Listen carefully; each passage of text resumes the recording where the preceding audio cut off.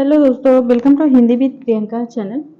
जैसा कि हमारा आदिकाल पर प्रैक्टिस चल रहा है, आज हम उसके आगे का देखेंगे। कल हमारा 100 क्वेश्चन हुआ था, आज उसके आगे का देखेंगे। ठीक है, यहाँ से आपकी परीक्षा में काफ़ी क्वेश्चन पूछे जाएंगे। चलिए शुरू करते हैं। और अगर आप चैनल पर नहीं तो प्लीज़ चैनल को सब्सक्राइब जरूर कर लीजिएगा। ये पुस्तक है यूथ कंपटीशन की है, व्याख्या सहित है। जो भी हमें इम्पोर्टेंट लगेगा उसको हम व्याख्या करते हुए चलेंगे। ठीक है, शुरू करते हैं। संदेश राशक किस प्रकार का काव्य है? प्रबंध काव्य है, महाकाव्य, खंड काव्य, मुक्तक काव्य। राइट आंसर हो जाएगा संदेश राशक खंड काव्य है। संदेश राशक के रचनाकार हैं अब्दुल रहमान। इसका देखते हैं व्याख्या। यहाँ से काफी पूछा, ये वाला क्वेश्चन हर परीक्षा में पूछा जाता है संदेश राशक से।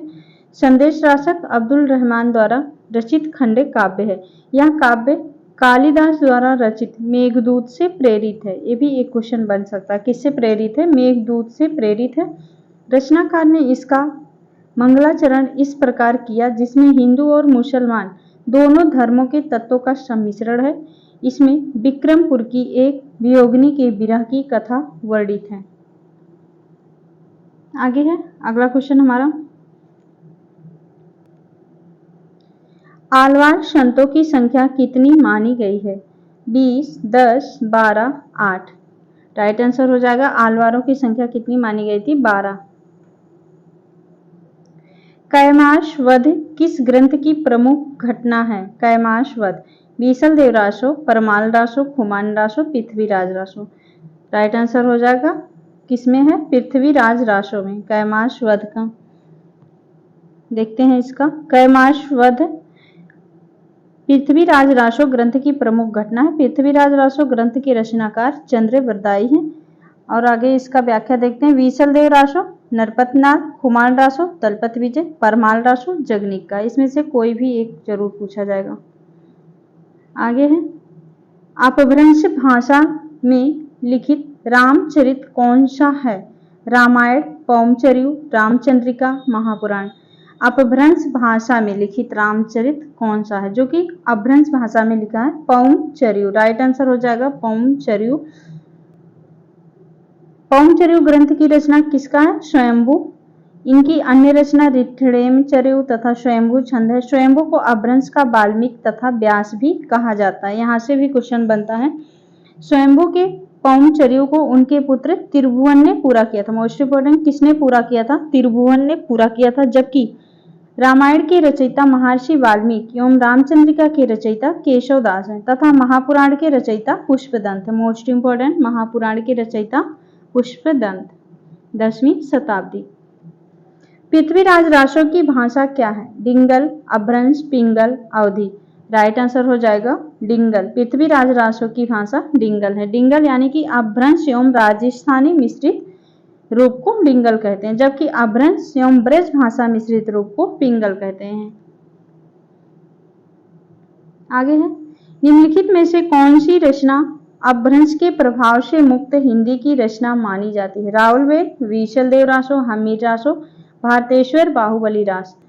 अपभ्रंश के प्रभाव से मुक्त हिंदी की रचना मानी जाती है बीसल देव रासो। राइट आंसर हो जाएगा ऑप्शन सी। बीसल देव रासो अपभ्रंश के प्रभाव से मुक्त हिंदी की रचना मानी जाती है। बीसल देव रासो नरपति नाल द्वारा सन 1155 में रचित एक श्रृंगारिक रचना है। हिंदी में 12 मासा का वर्णन सर्वप्रथम कहाँ पर मिलता है? बीसल देव रासो। मोस्ट इंपोर्टेंट, ये भी क्वेश्चन पूछा गया कि हिंदी में 12 मासा का वर्णन सर्वप्रथम कहाँ पर मिलता है? बीसल देव रासो। समय है 1155 ईस्वी। और अगर चाह रहे हैं कि हम किसी का कोर्स ले लें लास्ट टाइम में, तो ये सब मत कीजिएगा। किसी का कोर्स अब लेने से कोई फ़ायदा नहीं, सब अपना अपना कोर्स बेच रहे हैं। ठीक है, जितना हो सके उतना आप जो नोट्स बनाए हों उसका आप रिवीजन बार बार करते रहिए और प्रैक्टिस सेट हल कीजिए प्रीवियस ईयर। ठीक है, चलते हैं आगे। पंडी सत्य बखड़ाई देह ही बुद्ध बसंत ना जाड़ई। यह किसकी काव्य पंक्ति है?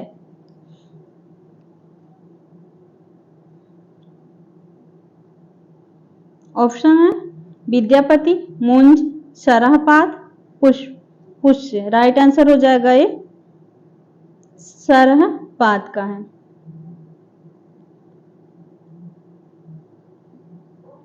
आगे है आल्हा ऊदल नामक वीर सरदारों की वीरता पूर्वक लड़ाइयों का वर्णन निम्नलिखित में से किस ग्रंथ में हुआ है? खुमान रासो, विशल देव रासो, परमाल रासो, पृथ्वीराज रासो। राइट आंसर हो जाएगा परमाल रासो में आल्हा और ऊदल नामक वीर सरदारों का वर्णन है परमाल रासो में। परमाल रासो के रचनाकार हैं जगनिक। आल्हा छंद में लिखे जाने के कारण इसका अन्य नाम आल्हा खंड भी है।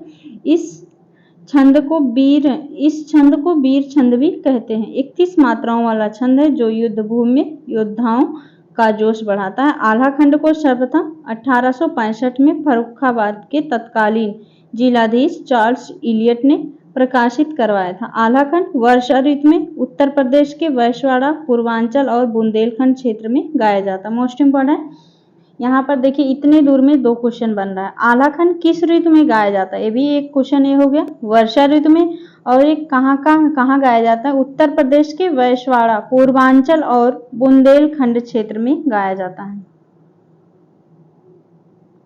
डॉक्टर रामकुमार वर्मा ने अपने इतिहास ग्रंथ हिंदी साहित्य का आलोचनात्मक इतिहास में हिंदी का पहला कवि किसे माना है? रामकुमार वर्मा ने।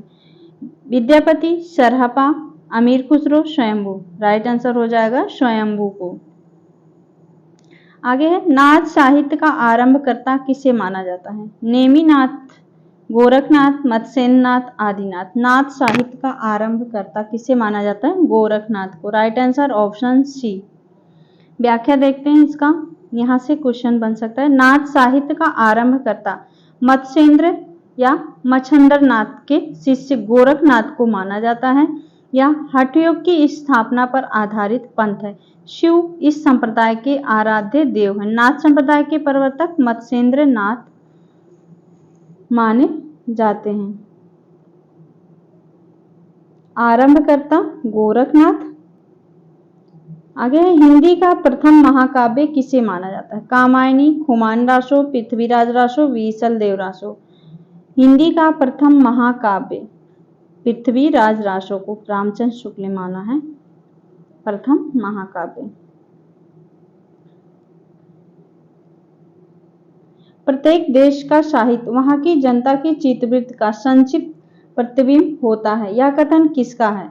हजारी प्रसाद द्विवेदी, महात्मा गांधी, महावीर प्रसाद द्विवेदी, रामचंद्र शुक्ल। राइट आंसर हो जाएगा किसका कथन है?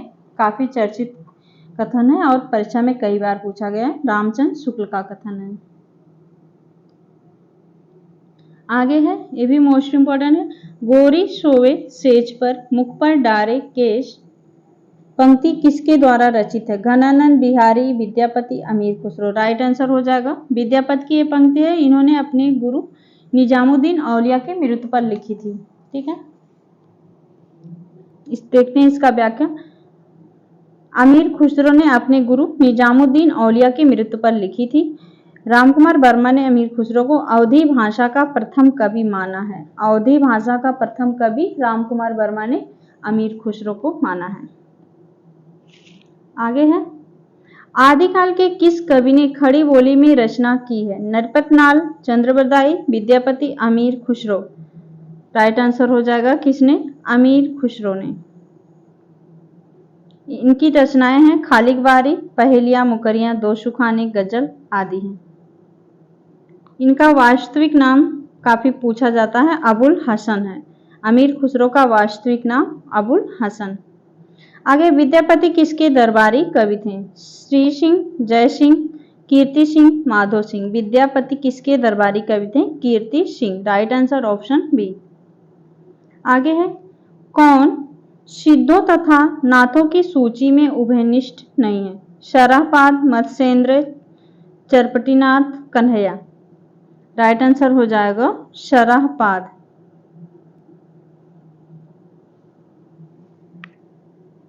आगे है आल्हा खंड से प्रसिद्ध रचना कौन सी है? मोस्ट इंपॉर्टेंट आल्हा खंड से अभी आगे हम व्याख्या में ये वाला देखे थे।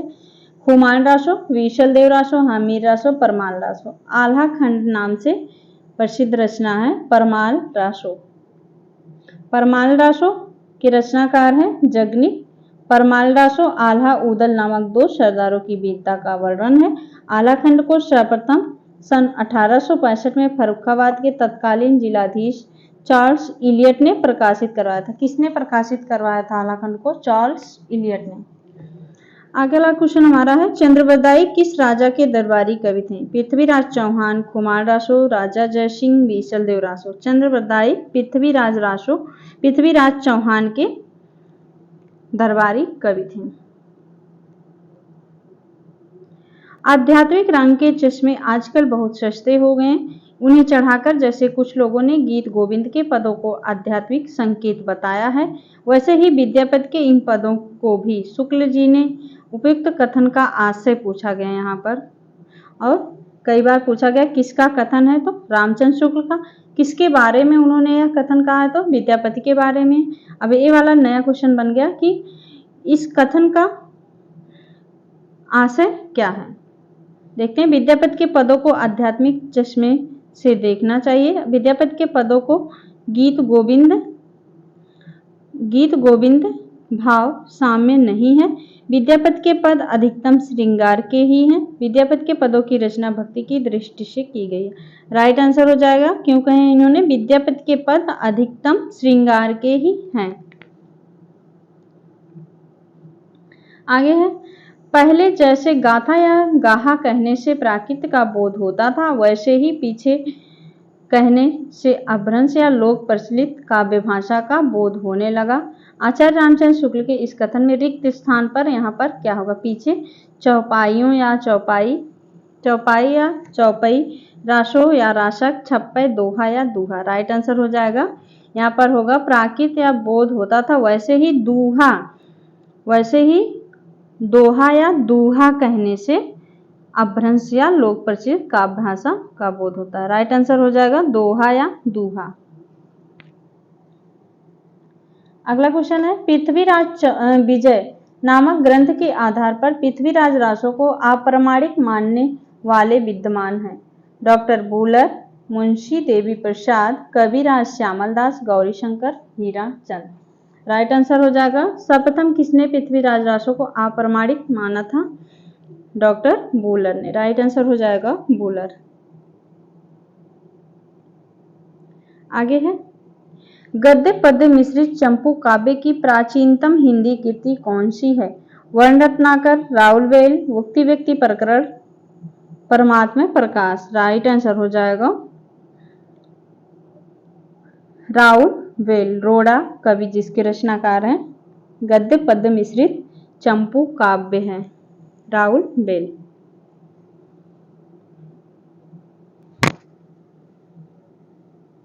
आगे है, निम्नलिखित ग्रंथों को उनके रचनाकारों के साथ सुमेलित कीजिए। बीसलदेव रासो हो जाएगा नरपत नाल। खालिक बारी किसका है? अमीर खुसरो। भारतेश्वर बाहुबली रास, शालिभद्रशूर, दोहा कोश, शरपाद। राइट आंसर हो जाएगा इसका ऑप्शन बी।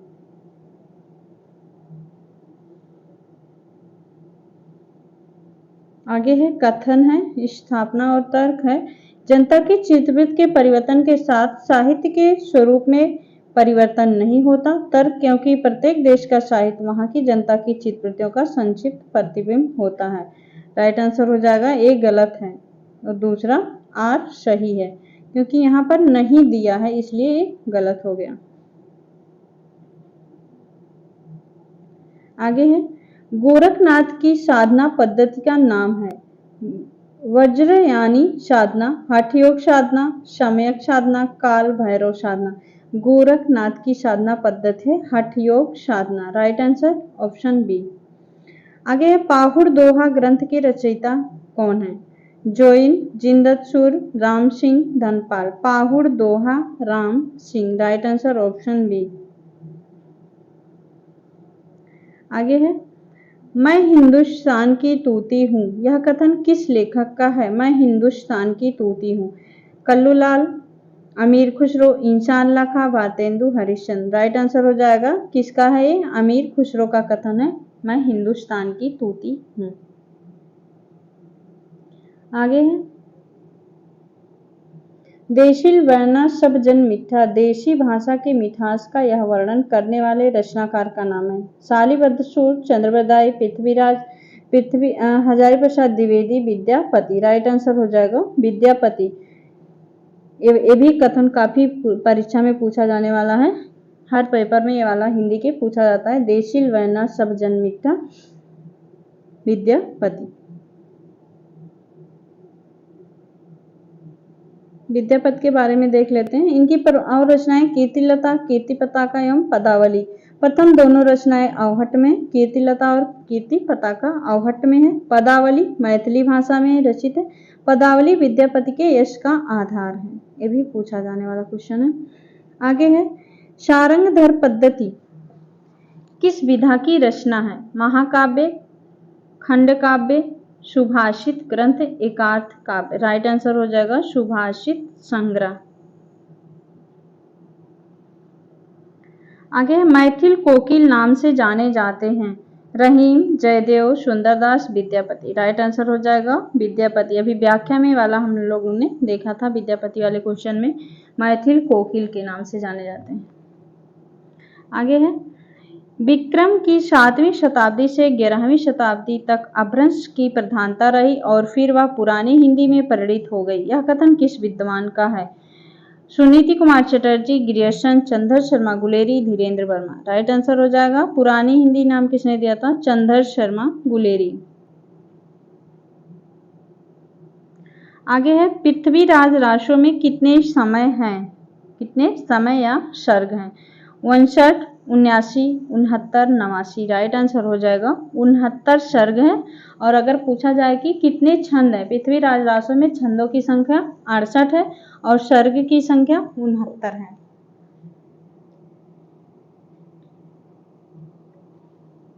आगे है चंद्र शर्मा गुलेरी ने साहित्यिक अपभ्रंश को किस नाम से पुकारा था? अवहट्ट, अपभ्रंश, पुरानी हिंदी, देशी भाषा।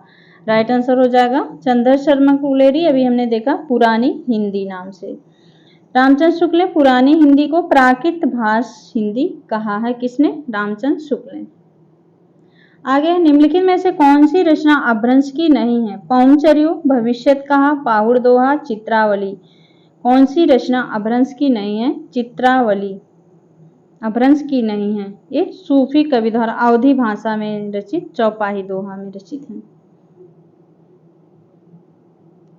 आगे है विशुद्ध चरितावली जीवन चरित का लेखक कौन है? माधव प्रसाद मिश्र, केशव प्रसाद मिश्र, सुखदेव बिहारी मिश्र, बालकृष्ण भट्ट। राइट आंसर हो जाएगा माधव प्रसाद मिश्र। विशुद्ध चरितावली। अमीर खुसरो का मूल नाम क्या था? अभी हमने व्याख्या में बताया था अमीर खुसरो का मूल नाम, काफी बार पूछा जाने वाला क्वेश्चन, ये तो एकदम से नहीं गलत होना चाहिए। अबुल हसन। राइट आंसर हो जाएगा अबुल हसन। आगे है हिंदी में किस कवि को राजशेखर की उपाधि से अलंकृत किया गया? स्वयंभू, चंद्रबरदाई, विद्यापति, जखनी। राजशेखर की उपाधि से विद्यापति को। राइट आंसर हो जाएगा ऑप्शन बी। आगे है कीर्तिलता के रचनाकार हैं, ये भी हमने देखा था व्याख्या में। कीर्तिलता के रचनाकार हैं विद्यापति। राइट आंसर हो जाएगा विद्यापति, जो कि अवहट्ट भाषा में रचित है कीर्तिलता। इनकी और रचनाएं देखते हैं। कीर्तिलता के रचनाकार विद्यापति हैं। भृंग भृंगी संवाद के रूप में हुई है। विद्यापति तिरहुत के राजा शिव सिंह के और कीर्ति सिंह के दरबारी कवि थे। इनकी अन्य रचनाएं हैं सर्वस्व सार, गंगा वाक्यावली, दुर्भाग्य, दुर्गा भक्त, तरंगड़ी, भू परिक्रमा, दान वाक्यावली, पुरुष परीक्षा, विभागसार, लिखनावली, गया पतलक, वर्णाकृत संस्कृत भाषा में तथा कीर्तिलता कीर्ति पताका अवहट्ट भाषा में और पदावली गोरक्ष विजय नाटक मैथिली भाषा में रचित हैं। आगे है अपनी पहेलियों और मुकरियों के लिए जाने जाते हैं चंद्रबरदाई, अमीर खुसरो, विद्यापति, हेमचंद। राइट आंसर हो जाएगा पहेलियां और मुकरियों के लिए कौन जाने जाते हैं? अमीर खुसरो। आगे है आदिकाल के साहित्य में उपेक्षित रहा है? सामाजिक चेतना, धार्मिक चेतना, आश्रयदाता प्रशंसा, राष्ट्रीय चेतना। राइट आंसर हो जाएगा राष्ट्रीय चेतना, क्योंकि राष्ट्रीय चेतना का काफी अभाव था। सामाजिक चेतना, आश्रयदाता प्रशंसा, धार्मिक चेतना आदि विशेषताओं का चित्रण आदिकाल में हुआ है। आदिकाल को शुक्ल जी ने वीरगाथा काल कहा है। आगे है, आदिकाल के काव्यों की प्रधान भाषा थी? प्राकृत, डिंगल पिंगल मिश्रित, पाली, खड़ी बोली। आदिकालीन कवियों की प्रधान भाषा क्या थी? डिंगल पिंगल मिश्रित भाषा। पुस्तक जल्हड़ हत दै चलि गज्जन नृप काज, यह पंक्ति किस कवि से संबंधित है? नरपतनाल, चंद्रबरदाई, विद्याधर जल्हड़। राइट आंसर हो जाएगा पुस्तक जल्हड़ हत दै, चंद्रबरदाई। चंद्रबरदाई राइट आंसर हो जाएगा चंद्रबरदाई। देखते हैं, यह पंक्ति चंद्रबरदाई से संबंधित है। पृथ्वीराज रासो 68 छंदों का प्रयोग किया गया है। हजारी प्रसाद द्विवेदी ने पृथ्वीराज रासो को सुख सुखी संवाद के रूप में रचित माना। किसने? हजारी प्रसाद द्विवेदी ने। बच्चन सिंह ने लिखा क्या? यह पृथ्वीराज रासो एक राजनीतिक महाकाव्य, दूसरे शब्दों में राजनीतिक की महाकाव्यात्मक त्रासदी है। किसने कहा है? बच्चन सिंह ने। कथन देके पूछा जा सकता है ये वाला क्वेश्चन।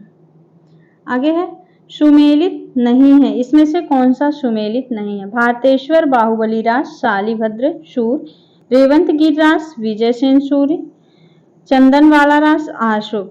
स्थूलिभद्र रास जिन दत्त शूर में लिखा है, जबकि स्थूलिभद्र रास किसका हो जाएगा? जिन दत्त शूर का है। राइट आंसर हो जाएगा ऑप्शन सी, जो कि सही नहीं है। स्थूलिभद्र रास किसकी है? जिन धर्म सूर्य का है। आगे है, रणमल छंद का रचयिता कौन है? रणमल छंद भट्टकेदार, मधुकर कवि, जोइंद, श्रीधर। रणमल छंद श्रीधर की रचना है। 70 छंदों में लिखित वीर गीत है रणमल छंद। भट्टकेदार ने जयचंद प्रकाश नाम से प्रबंध काव्य लिखा। मधुकर कवि ने जयमैन जयचंद्रिका और जोइंद ने परमात्म प्रकाश और योगसार 2 पुस्तकें लिखी थी जोइंद ने। आगे है, पृथ्वीराज रासो में पृथ्वीराज के पिता कौन है? राजेश्वर, अनकपाल, समर सिंह, सोमेश्वर। पृथ्वीराज रासो में पृथ्वीराज के पिता कौन है? Someshwar. Right answer option D. प्राकृताभास हिंदी से आशय है अपभ्रंश, प्राकृत, हिंदी, पाली। प्राकृताभास हिंदी से आशय है अपभ्रंश। Right answer option A. गोरा बादल की कथा किसके द्वारा रचित है? गोरा बादल की कथा। गोरा बादल की कथा किसके द्वारा रचित है? दलपति विजय, नरपतनाल, जल्हड़, जटमल। गोरा बादल की कथा जटमल। राइट आंसर हो जाएगा ऑप्शन सी। नाथों की संख्या कितनी मानी गई है? 9, 84, 11, 86। राइट आंसर हो जाएगा नाथों की संख्या 9 मानी गई है। सिद्धों की संख्या 84, नाथों की 9। नवनाथों की संख्या देखते हैं। नागार्जुन, जड़भरत, हरिश्चंद्र, सत्यनाथ, भीमनाथ, गोरक्षनाथ, चरपट, जलंधर, मलयार्जुन। इसमें से कोई एक कवि दे देगा, पूछ लेगा कौन इसमें से नाथ की संख्या में गिने जाते हैं या फिर नहीं गिने जाते हैं। ठीक है, आगे है, सिद्धों में सबसे पुराने कौन थे? सिद्धों में सबसे पुराने कौन थे? गोरचपा, नारोपा, लुइपा, सरहपा। सिद्धों में सबसे पुराने हैं सरहपा। राइट आंसर हो जाएगा सरहपा। सिद्धों में सबसे पुराने सरहपा सिद्धों में सबसे पुराने थे। इन्हें सरोज वज्र या राहुल भद्र के नाम से जाना जाता है। सरहपा की रचना दोहा कोश है। दोहा कोश का संपादन किसने किया था? प्रबोधचंद बागीज ने किया था। ये भी पूछा गया है। दोहा कोश का रचना किसने किया है? सरहपा ने। संपादन प्रबोधचंद बागजी ने। आगे, खुमान रासो का रचयिता कौन है? Jagnik, Narpatnal, Dalpati Vijay, Chandbardai. Khuman Raso, Dalpati Vijay. Right answer option B. Khuman Raso के रचयिता दलपति विजय हैं। इनकी रचना 9वीं सदी में है। जगनिक ने परमाल रासो लिखा, जिसे आल्हाखंड के नाम से भी जाना जाता है। परमाल रासो को नरपतनाल ने विशल देव रासो नामक ग्रंथ की रचना की तथा चंद्रबरदाई ने पृथ्वीराज रासो लिखा। यहाँ हमारा 150 तक कंप्लीट हुआ। अब नेक्स्ट वीडियो में आगे से देखेंगे। उम्मीद है आपको यहाँ से आपको काफ़ी हेल्प मिलेगा परीक्षा में और क्वेश्चन पूछे जाएंगे। ठीक, जितना हो सके उतना प्रैक्टिस कीजिए और प्रीवियस ईयर क्वेश्चन पेपर हल करते रहिए। यूथ कंपटीशन वाला है ये। ठीक है, वीडियो कैसी लगी कमेंट में ज़रूर बताइएगा और चैनल पर नए तो प्लीज़ चैनल को सब्सक्राइब करके रखिएगा ताकि आपको डेली प्रैक्टिस मिलती रहे। ठीक है, मिलते हैं नेक्स्ट वीडियो में, तब तक के लिए बहुत बहुत